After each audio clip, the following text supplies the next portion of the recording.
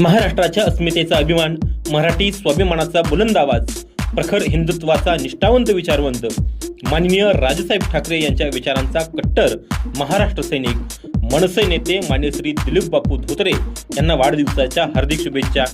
आपल्या आयुष्यात सुख, समृद्धी, उत्तम आरोग्य, दीर्घायुष्य आणि अखंड जनसेवेची प्रेरणा लाभो। आपण हाती घेतलेल्या प्रत्येक कार्यात यश लाभो। जनतेचा विश्वास आणि प्रेम दिवसेंदिवस वृद्धिंगत हो, हीच विठ्ठलचरणी प्रार्थना।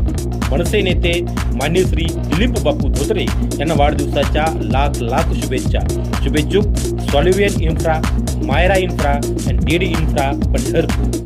दर्शक हो नमस्कार, शुभ सायंकाळ। आज 3 ऑगस्ट रोजी सायंकाळी 6 वाजताची उजनी अपडेट भीमा नदीकाठच्या शेतकऱ्यांसाठी महत्त्वाची आहे।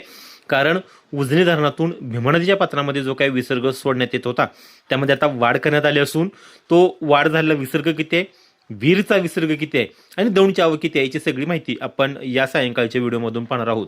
आज सायंकाळी 6 वाजताची अपडेट आपण पाहिली असेल तर दौंडची जी आवक आहे ती सकाळपेक्षा कमी झाली आहे।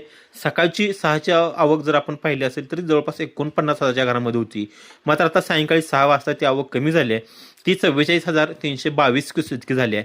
आणि धरणाचा जो काही एकूण पाणीसाठा आहे तो 116.17 टीएम झाला असून उपयुक्त पाणीसाठा हा 52.51 टीएम झाला आहे आणि धरण 98% भरले।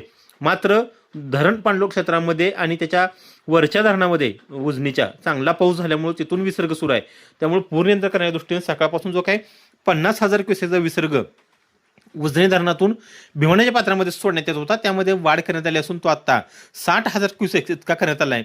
आणि त्याचबरोबर वीज निर्मितीसाठीचा 1600 विसर्ग हा सुरूच आहे। असा एकूण सांडव्याद्वारे उजनी धरणातून भीमा नदीच्या पात्रामध्ये 61,600 क्युसेकचा विसर्ग त्या ठिकाणी सुरू आहे, त्यामुळे आता भीमा नदी पाणी पातळी सुद्धा वाढलेली आपल्याला दिसून येते। त्याचबरोबर वीर धरणातून सुद्धा विसर्ग सुरू आहे। सायंकाळी 5ची अपडेट आपण जर पाहिली असेल तर वीर धरणातून नेरा नदीच्या पात्रामध्ये जवळपास 22,960 क्युसेकचा विसर्ग हा नेऱ्याच्या पात्रामध्ये सोडण्यात येतोय, त्यामुळं उजनीतून आणि नेरातून जे एकूण पाणी पुढे येणार आहे ते जर संगमच्या आसपास जर पुढे आलं ते भीमा नदीमध्ये जवळपास तो दोन्ही विसर्ग मिळाला तर तो जवळपास 80 ते 82,000 क्युसेक विसर्ग हा भीमा नदीच्या पात्रामध्ये या ठिकाणी मिसळणार आहे। त्यामुळे भीमा नदीची पाणी पातळी हे थोडीशी वाढलेली राहणार आहे, दुतडी भरून भीमा नदी वाहणार आहे। मात्र तुलनेनं पाठीमागच्या 2 दिवसापासून जी काही पूरस्थिती होती ती पूरस्थिती आता हळूहळू कमी व्हायला सुरुवात झाली। उजनी आणि वीरमधून ज्यावेळेस ते पाणी सोडलं होतं त्यावेळेस भीमा नदी दुतडी भरून होतं, ते पाणी पात्राच्या बाहेर आलं होतं, पिकांचं नुकसान झालं होतं।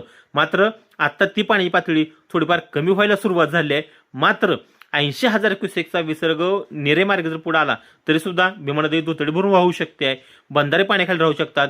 त्यामुळं नदीकाठच्या शेतकऱ्यांनी थोडं काळजी घेणं गरजेचं आहे, सतर्क राहणं गरजेचं आहे, असं आवाहनही प्रशासनाच्या वतीने करण्यात आले।